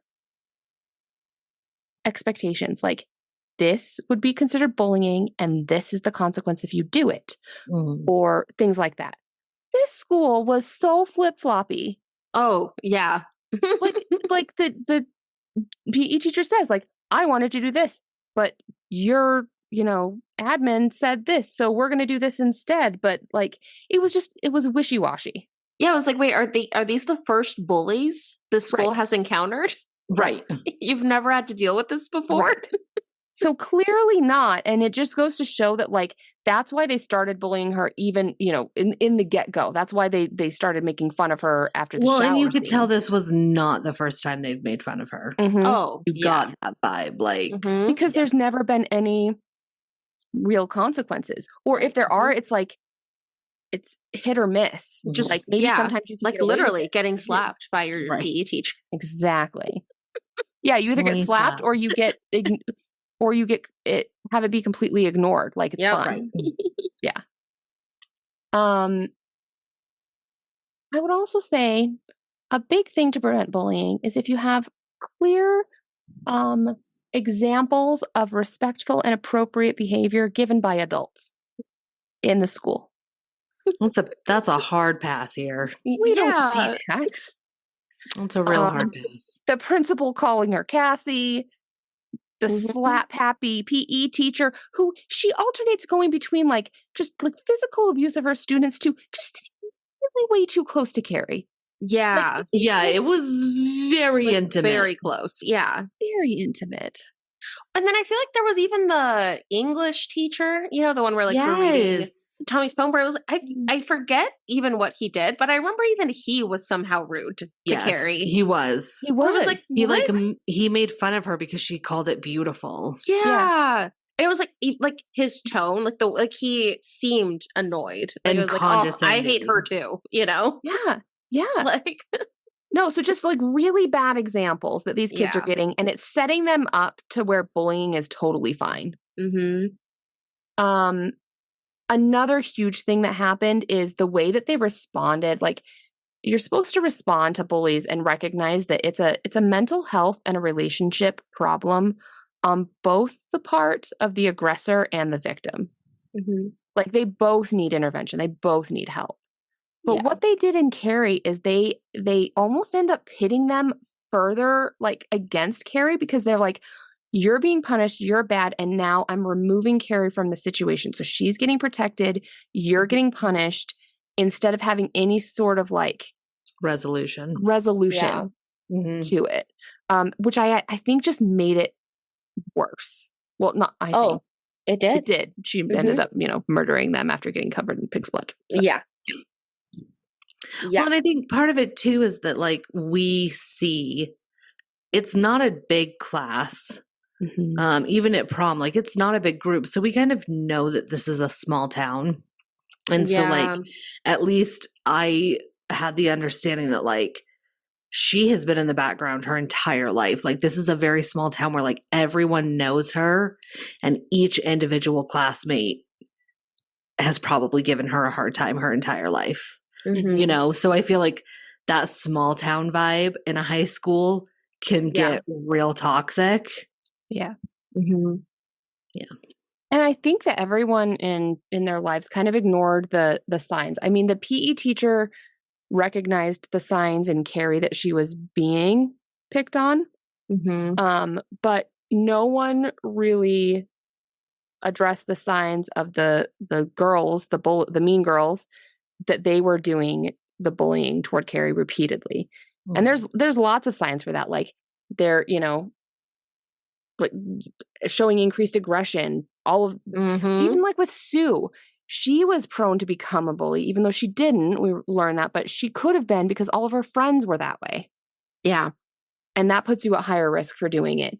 You just frequently having problems, getting in trouble all the time, not accepting responsibility for your action, which was totally the girls. Like, it wasn't that they did something mean to Carrie. It's that Carrie got them in trouble, and that then the PE teacher, was mean to them, not what they did. And then just being like really concerned with your reputation and popularity is also going to prime you. Mm-hmm. So all of those signs that these girls were mean girls, bullies, they were mostly ignored by everyone except the PE teacher. Yeah. So I feel like that's the reason and the motivation for how everything ended up going down in Carrie's world. Yeah. Just bullying. Just bullying, but like bullying. It really did. It's funny because when you do learn like the kind of the psychology and interventions behind bullying, the movie actually did a really good job of showing exactly like how it got as bad as it got. Yeah, totally. Mm-hmm. Mm-hmm. Yeah. Like how Carrie was the perfect victim and how the aggressors were like perfectly like able to get away with it up until they didn't. Yeah, I feel like the movie did a really good job at just like making you feel uncomfortable, by like, again, it's like, well, like Carrie is not going to happen, but it's like, yeah, like bullying happens and kids can be really mean and they could do stuff like I feel like it did a good job of making it feel very real with the bullying and stuff like that, where it's like, yeah, like I feel like sometimes movies do a bad job where it's like it feels like someone hasn't actually been in a high school or recently or like really considered how like kids act. But with this one, it really did feel like someone who, had been around a teenager wrote it. Yeah. Yeah. So yeah, that's all I'm sticking to with my psych, because I think it's very interesting. I mean, really, this whole movie could be a case study. It really could on bullying. It really could. Yeah. So yeah, I'm just gonna stick with that. My diagnosis of the girls is they're mean girl bullies, and Carrie is a witch. Yes. That's my official diagnosis. And she's a witch. The mom is a super religious wacko. Yeah. So that's my official diagnosis. That sounds pretty official to me. Okay, well, I have some fun facts.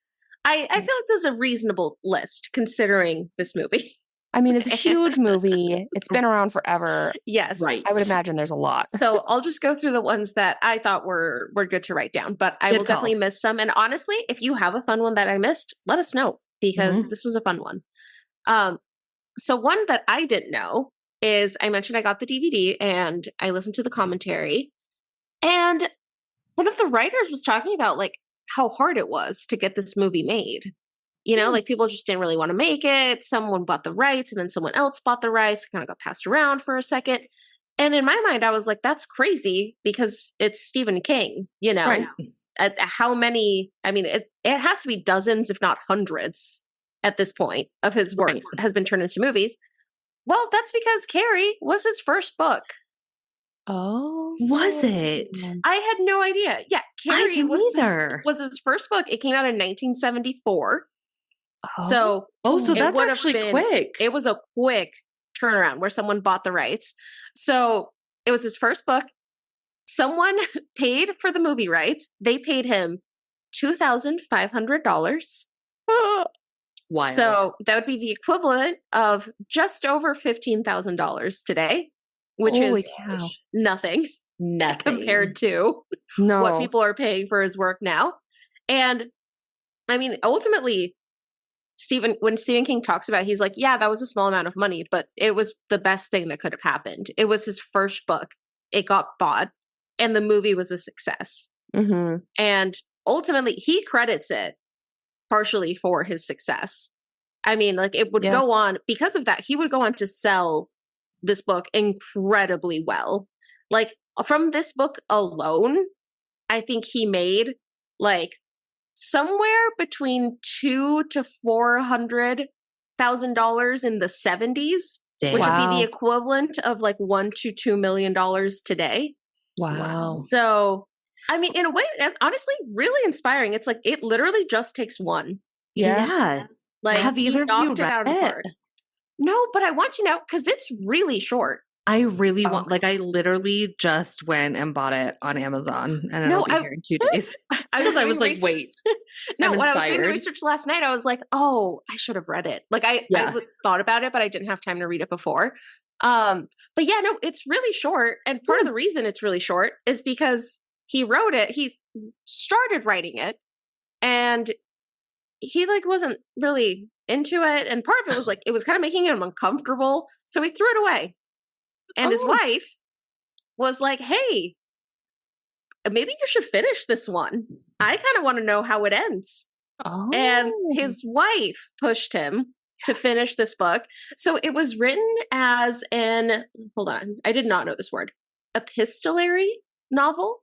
Oh, I've Had either heard of you heard that. of that? I've heard it, but I sounds familiar, but I don't know. Yeah, no, I hadn't heard of it. I had to Google it. But I guess it's when a novel is written through a series of like letters or something like that between characters, as opposed to like just like a regular written out story. Right. Okay. So actually the book was very open to interpretation, because again, it was short and it was written, I think it was written as like reports about like this event that had happened at a prom. So with the movie, they made up a good chunk of it just to like make up like the characters and like the nitty gritty of it. Stephen King actually really liked the movie. Okay. He thought, so I actually don't know how the book ends. He liked their ending better. Oh, interesting. Which I thought was interesting. Wow. So he's actually really happy with it. That's awesome. But that's, yeah, no, because when I was watching, I was like, man, this guy's having such a hard time making a Stephen King movie. That's insane. Like, everyone wants to make something, right? He was so unknown that in the trailer, they misspelled his name. Nice. So I took a screenshot and I saved it on our drive. Awesome. But yeah, so Stephen, they instead of PH, they did it with a V. Oh, so it's like, okay. it's like the book by Ouch. Stephen King. That's amazing. I love it. Which, yeah, obviously, I'm sure it didn't sting too bad considering the success that came from it. Right.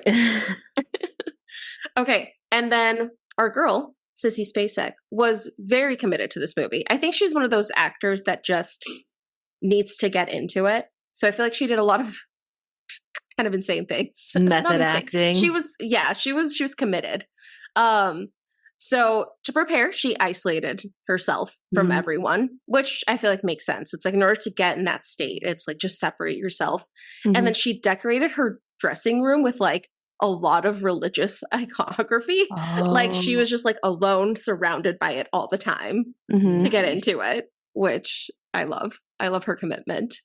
Another thing she did is that the prom sequence took a couple days, to film, and she was covered in that fake blood, which I think was actually like some sort of candy. They said it was sweet. Oh, you know what? I've heard that.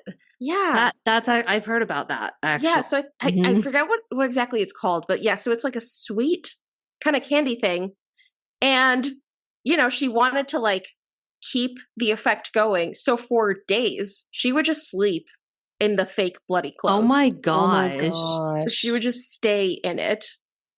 That's wild. Right? Well, because like Laura and I mentioned that like it's not consistent, like her look in those scenes. Like there's a lot of back and forth, but like for the time, it's still really well done. Yeah. Well, and part of it too is I guess the giant fire that was only 12 feet behind her was melting it even more. And so it was really hard to keep it consistent because that of makes all sense. the heat that was coming from it. That would make sense. And then one of the other things that I saw is that for that very final scene with Sue, when she goes to the, to the rubble of the house, that is Sissy Spacek that pops her hand out because she was like, no, like it's supposed to be my character, so I'll do it. And the director was like, look, we can get a stunt person. Like, you do not need to be a part of this. And she was like, no, like, I have to do this. I love that. Let me do it. Oh, I mean, she's a great That's actress. actress. dedication. I mean, she's a great That's actress. dedication. Right? And to go You from know? that to those Allstate commercials, I just, What a commitment. What a turn. What a man. You know? I he's love a that heck of a guy. man. You know, she's an amazing actor. Just love that guy. Love that guy. Okay. Another fun fact is the actress that plays Sue and her mom are a real life mother and daughter. Cute. Oh, And I guess during that final scene where Sue like wakes up from the nightmare and is like screaming, like panicking, freaking out, it was her real mom. So like she hadn't really seen her act this way before. So like she actually kind of got like scared. And so she called her by her real name, Amy, instead of Sue. And I tried to like rewatch that final scene to see if I could catch it, but they added so much music and stuff that you couldn't hear it. But like wow. she called her, like she was like, Amy, like as Oh she's my like having gosh. this reaction. So that was so Wow. sweet. Like she was just like, oh God, my daughter is like freaking out. Yeah. well, I mean, good on Sue for the acting for that, or Amy. Right. But- Yes. Did either of you catch the name of the high school? No. It's Bates High School. Oh, wait, I did see Bates something. Mhm. Love. Yes. So Yes. Bates High Nice. School, which is an homage to Norman Mhm. Bates from Psycho. Mhm. I actually didn't catch it while watching the movie. It wasn't until I watched the trailer later to see that they misspelled Stephen King's name that I was like, oh, it's Bates High School. No, This I was in did. the I did see Bates on somewhere, and I was gonna write it down, and then I totally forgot. So yeah. Mm-hmm. I don't think that's what it is in the book. I think they changed it. They changed a couple of things like that. I think they changed a couple characters' names as well, to things that they thought were just like easier to pronounce. Right. That's fair. Which, you know, is fair. Okay. They had a budget of 1.8 million, which is really nothing. Yeah. Again, brand new author Mhm. making this horror Oh, that's movie. so wild. I love it. You know, they were like, you know, we can't give you much to work with. So they gave them a budget of 1.8 million and it would end up grossing 33 million in the US alone. Nice. So giant success. Mhm. Which honestly is interesting because like this is, again, it's like the movie, it makes you really uncomfortable. It makes me Yeah. uncomfortable in a lot of scenes. Yes. It's not scary and like ooh, spooky season. No. It's kind of, like, unsettling. scary. It is. So I'm kind of surprised it was successful from the beginning. I kind of thought this seems like one of those that wouldn't do well and then kind of pick up steam. Mhm. But yeah, it was a success from the start. Yeah. Obviously not everyone loved it, but Well, right. they made a lot of money. It's definitely one though that I just feel like it was done well, and it even if it makes you uncomfortable, it also sticks with you. It does. So You know, I can see it being big. Yeah. Our parents would have been at the right age. Like they would have been in high school. I want to ask them, like, if yeah. they remember when it came out, like what was there? Did they go see it? What was like Yeah. the talk? They You were should ask. They were pretty like LDS at the Mormon. time. Yeah, they were Oh. very Mormon at the time. So I bet they didn't. I But bet they didn't. They probably at least Even heard. then, like I wonder just like what the Mhm. buzz was. Yeah, you like even know? if they didn't watch it. Right. Mhm. And if they were, I wonder what was being said about it to keep them from watching it. Yeah. Like I wonder Mhm. what About the the people that be, the Yeah. powers that be, told them Yeah. to Mhm. keep them from seeing it. Okay, I'm Yeah. gonna call them. Oh and no, ask. you Yes. have to ask.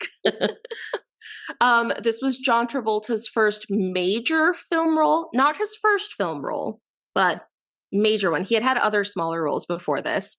And he got like second billing in the movie posters. Like it, you know, he was like the second name listed, which is Interesting. kind of funny considering he has like very few scenes Yeah, in the movie. Yeah. and Grease was only 2 years later, so like, Mhm. Yeah. you Well, and he had know. been on like a TV show. So like he Okay. was definitely Mhm. known. And I think that's why they gave him second billing to be Right. like, oh, look, it's an actor you know is going to be Right. in it. It was a wild character. Okay, one thing I thought was really funny is the director, Brian De Palma, and George Lucas were like actually friends. I guess at the studio, they were the only like two guys with beards And because of that, they like started becoming friends. Oh my gosh. And hey, so you have facial hair? I have facial hair too. Let's hang let's out. be friends. Let's be friends. Kind of love it, honestly.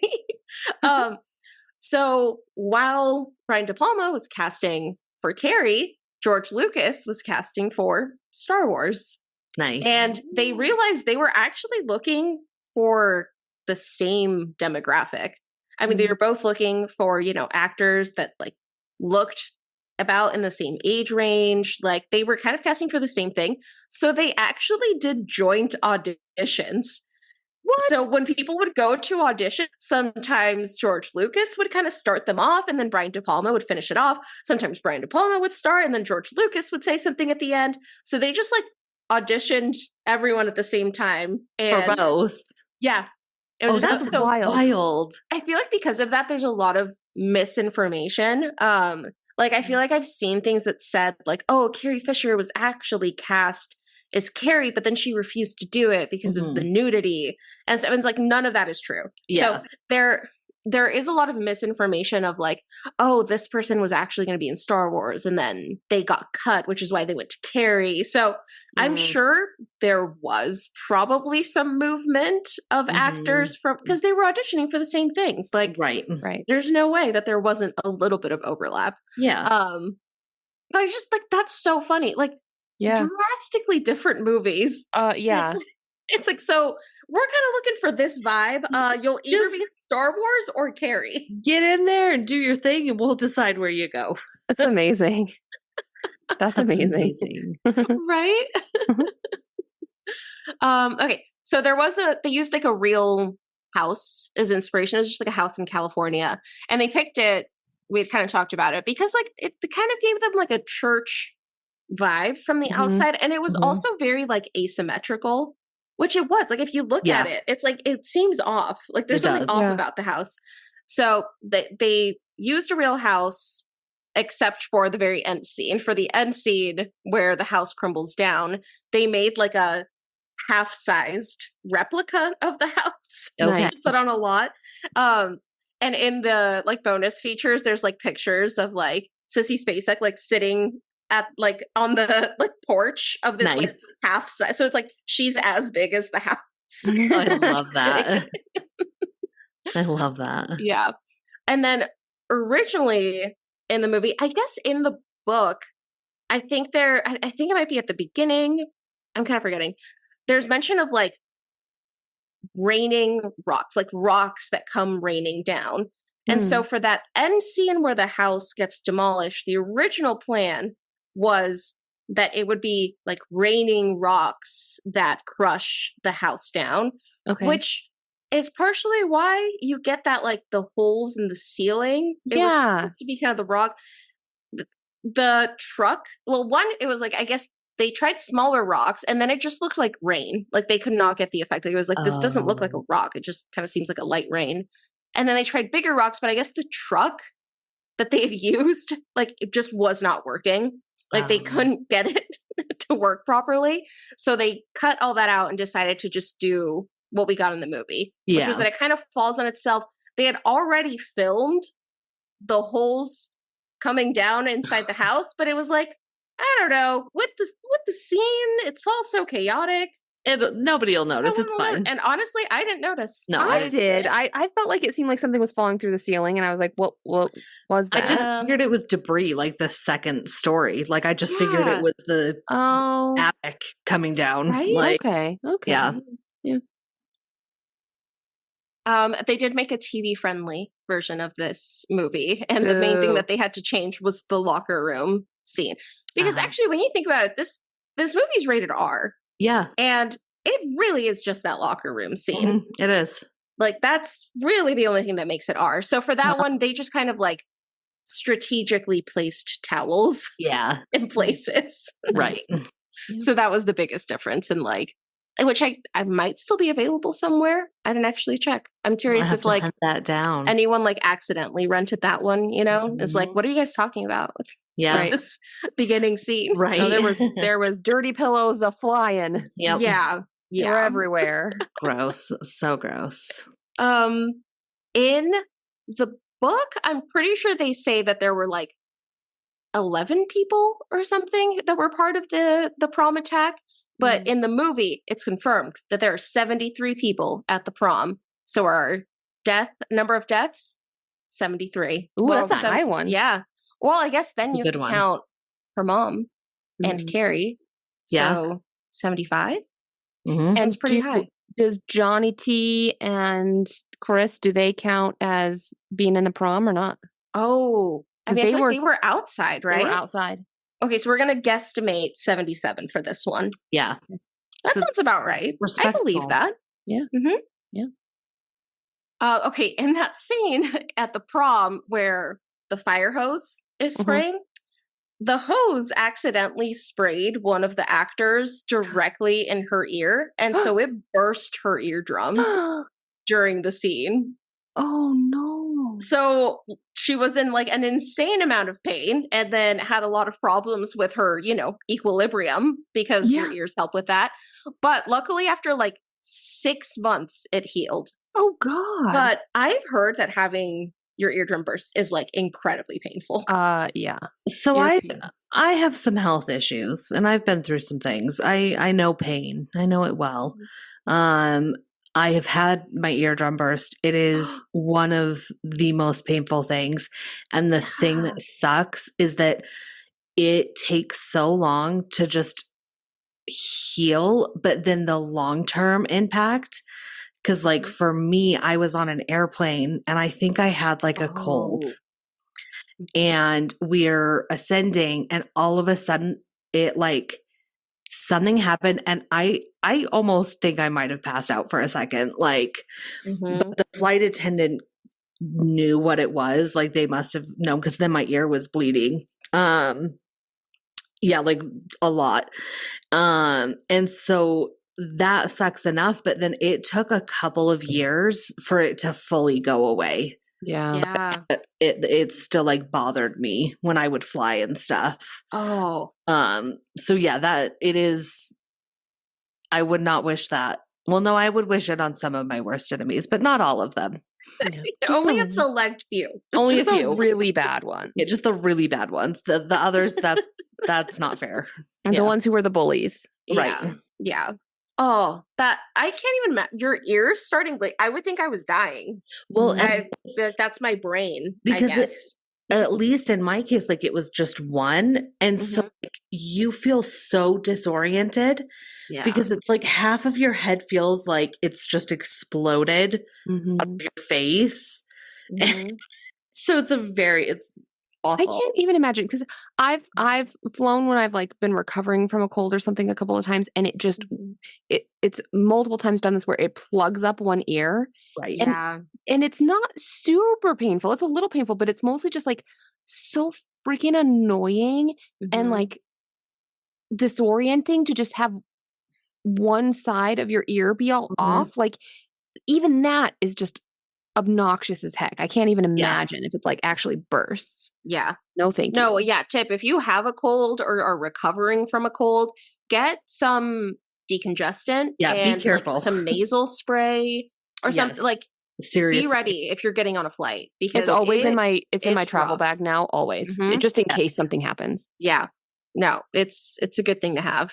Yeah. Okay, and then my last fun fact is about the almost last scene. We talked about how when Amy is going to bring flowers to Carrie's house, it all feels a little off and the cars are even moving backwards. They actually filmed everything backwards. Oh. So they filmed it in reverse so then they could do it in like reverse when it was playing in like slow-mo. So because they was like, this will make it feel off, you know, like it'll just add to that effect of making it feel like something is wrong while you're watching it. Interesting. Yeah, that worked because it did. Oh, and then sorry, I lied. I have one more fun fact. While I was watching my bonus features, I click into, whatever the first thing was, and then it has like the subcategories, like casting Carrie and like writing Carrie. And then the last one was Carrie the musical. And I was like, excuse me? What? So I clicked on it and they made a musical. Oh my God. So, I mean, I don't think it did. I think it was kind of like an off-Broadway Okay. thing that didn't stay for like too long, but then they kind of like rewrote it and like let different like high schools and theaters and stuff like do the musical. So you can still find people performing this musical. That sounds like a challenge. Well, I accept. Yeah, we do live theater now. Yep. We love musicals here on Spooky Sips. So I didn't find any near either of us. Okay. But I think we're gonna have to keep an eye out because I think different people will do it, you know, for like little sections, and like spooky season's coming up. There's no way. Gonna be here before we know it. Someone Hack it onto the us. road trip. If anyone knows of an upcoming Carrie the Musical showing, please let us know, because that sounds really fun. Absolutely. So that's my last fun fact. Love it. All right, so I'm going to be interested in hearing your hot takes. But let's get into ratings. Yeah. Here on Spooky Sips, we don't do stars, we do sips. So out of 5. This is only like almost our 50th episode. Number of stars. I wanted to say 3, but that felt really wrong. Because it is. Sorry. Let's try that again. So out of 5 stars. Damn it, what's wrong with me? I said 5 stars. That was on me. I threw you off. You guys, we are almost 50 episodes in. Get it together. So out of 5 sips, how many sips are you giving Carrie? Okay, I think I have my score. Yeah, let's hear it. And again, it's like, I feel like every time we watch these movies, by the time we talk about it, I'm like, never mind, this movie was great. I know it's a different of us talking about it. I know. I think for me it was a 3.75. Like, I think for me, it like wasn't quite a 4. I think part of it was like, I didn't really think it was very scary. Right. And I will say, like, part of it I think is like, for me, it was almost like a victim of its own success. Of I hadn't seen the movie, but had heard about it, and it's iconic, and you know, it's been around for so long. Like, so yeah, I think it for me, probably just had too much to live up to. Where like I expected something crazy and scary, and like, so I think part of it was my expectations. But I feel like it was good, and it had good scenes, and the acting was actually very well done for a horror movie, especially. But it like didn't quite hit like all of the boxes for me personally. So like still good, not amazing. I feel like I super agree. Like for me, I think I'm going to go with a 3.5 because it is one of the iconic horror movies that you have to see. Like if you like horror, Carrie has to be on your list, I feel like.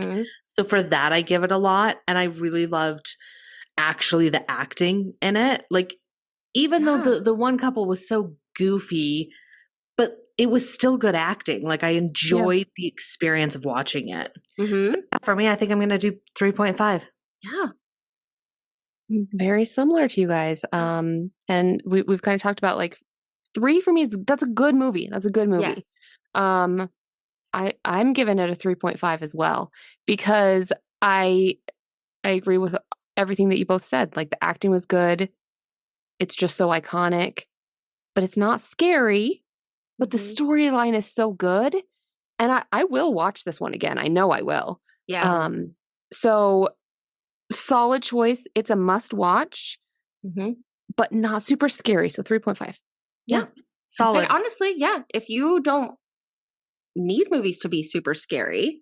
Yeah, it's just a good movie. As long as you're cool with nudity, this one's probably a good one. No, it's true.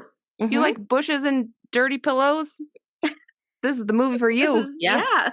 And people drinking without actually getting liquid into their mouth. Rolling down their whole face and neck. Yeah. For you. And if you don't, find the TV version. They even block that out for you. Yeah, I think somewhere out there's a PG-13 version. Solid. Love it. So I'm excited because I don't go to the movies a lot anymore, but I feel like summer is a great time to go to the movies. So we're going to the theaters for our next pick. We're going to see Longlegs.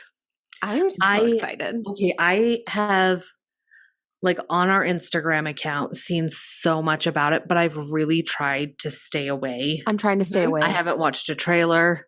I don't watch the scenes. I try not to listen to people talking about it because like I just want to go into it Yeah. not really Same. knowing. Yeah, I'm excited. So I have seen a trailer for it, and it's because I went and saw Maxine, and there was a trailer for it before because it was like, of course, like this is the perfect crowd to show this trailer to. And because I saw Maxine like right after it came out. So this was a full theater.